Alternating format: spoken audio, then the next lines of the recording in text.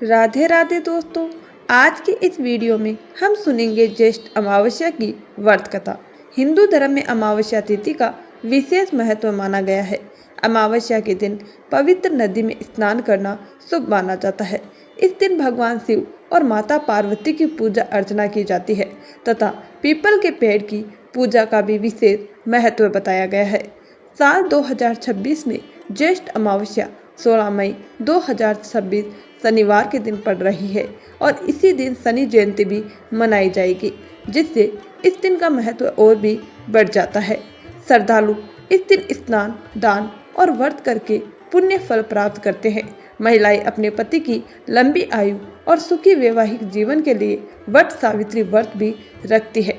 धार्मिक मान्यताओं के अनुसार इस दिन पितरों का तर्पण करने, गरीबों को दान देने और पीपल के वृक्ष पर जल अर्पित करने से विशेष पुण्य मिलता है तथा जीवन के कष्ट दूर होते हैं।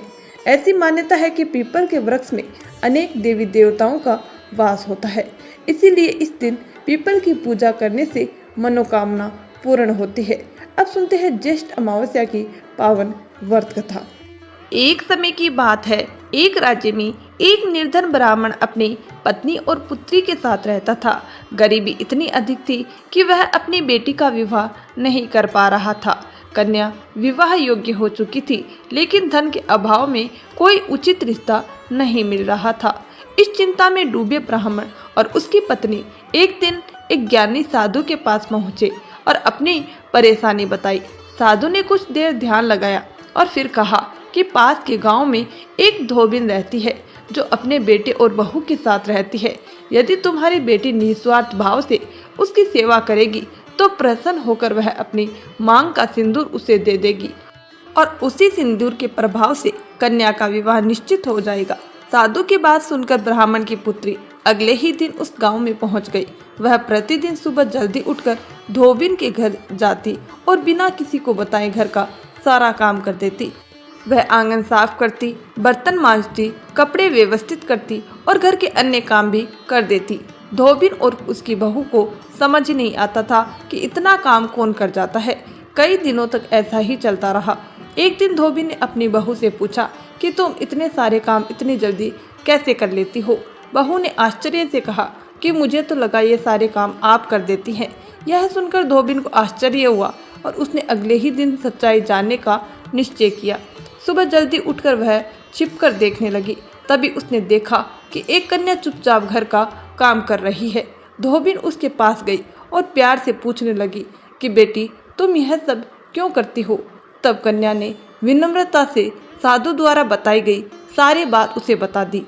लड़की की सेवा भावना देखकर धोबिन बहुत प्रसन्न हुई। उसने अपनी मांग से थोड़ा सा सिंदूर निकालकर उस कन्या की मांग में लगा दिया और उसे आशीर्वाद दिया कि उसका विवाह शीघ्र ही संपन्न होगा।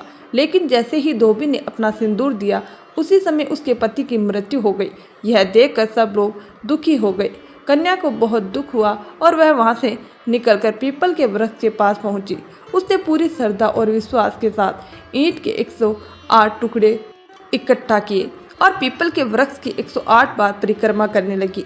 हर परिक्रमा के साथ वह भगवान से प्रार्थना करती और एक एक ईंट का टुकड़ा अलग रखती गई। उसकी सच्ची भक्ति और श्रद्धा से भगवान प्रसन्न हुए।